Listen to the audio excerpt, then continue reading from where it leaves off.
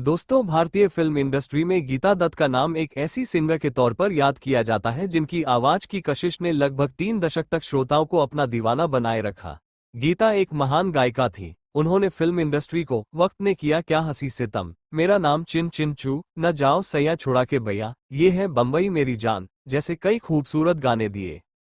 लेकिन ये महान गायिका अपने पति गुरु दत्त की बेवफाई और फिर उसकी मौत से ऐसा टूटी कि फिर खुद को संभाल न पाए।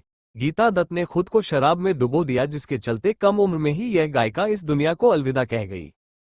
23 नवंबर 1930 को बांग्लादेश के फरीदपुर में जन्मी गीता दत्त महज 12 वर्ष की थी तब उनका पूरा परिवार फरीदपुर से मुंबई आ गया। उनके पिता जमींदार थे। बचपन के दिनों से ही गीता दत्त का रुझान संगीत की ओर था। गीता दत्त ने अपनी संगीत की प्रारंभिक शिक्षा हनुमान प्रसाद से हासिल की।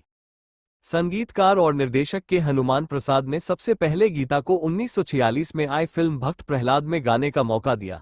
उसके बाद गीता ने प्रसाद की 2 और फिल्मों रसीली और नई माँ के लिए गाना गाया।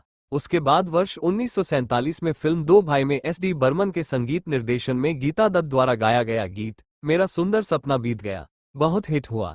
इसी बीच 1949-50 में 4 फिल्में रिलीज हुई।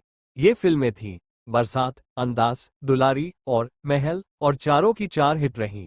इन फिल्मों में गीता के गाए गीतों से उसे फिल्म इंडस्ट्री में अलग पहचान मिली। बतौर डायरेक्टर गुरु दत्त की पहली फिल्म बाजी थी।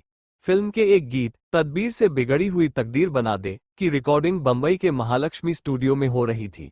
यहीं गुरु दत्त और गीता की मुलाकात हुई। मुलाकात कुछ समय बाद प्यार में बदल गई। गीता का परिवार कभी भी इस रिश्ते से खुश नहीं था, मगर प्यार में पड़े गुरु दत्त और गीता को इससे कोई फर्क नहीं पड़ा। 3 साल तक एक दूसरे के साथ समय बिताने के बाद दोनों ने बंगाली रस्मों से साल 1953 में शादी कर ली। गीता दत्त ने अब अपने परिवार को तवज्जो देना चाहा। वे केवल गुरु दत्त की फिल्मों के लिए गाने लगी। उनकी 3 संतानें भी हुई, लेकिन कुछ समय बाद गुरु दत्त और गीता दत्त के रिश्ते में गांठ पड़ने लगी। दोनों में तकरार होने लगी। कहा जाता है कि गीता गुरु दत्त पर शक करती थी। गुरु दत्त ने वहीदा रहमान के साथ ये फिल्मों में काम किया। गीता दत्त को दोनों में अफेयर का शक होने लगा। वे घर छोड़कर चली गई। एक बार उनका झगड़ा इतना बढ़ गया कि कहा जाता है कि गुरु दत्त ने आत्महत्या कर ली। गुरु दत्त की मौत के बाद गीता दत्त को गहरा सदमा पहुंचा और उन्होंने भी अपने आप को नशे में डुबो दिया। गीता को अब फिल्मों में काम मिलना भी कम हो गया था। कहा जाता है कि घर का गुजारा चलाने के लिए गीता दत्त ने कई स्टेज कार्यक्रमों में भाग भी लिया था।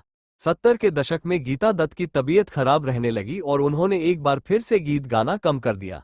लगभग 3 दशक तक अपनी आवाज से श्रोताओं को मदहोश करने वाली पार्श्व गायिका गीता दत्त अंततः 20 जुलाई 1972 को इस दुनिया से विदा हो गई। दोस्तों, गीता दत्त आज चाहे हमारे बीच नहीं है, लेकिन उनके द्वारा गाए गए गीत आज भी सिनेमा प्रेमियों के बीच बहुत लोकप्रिय हैं।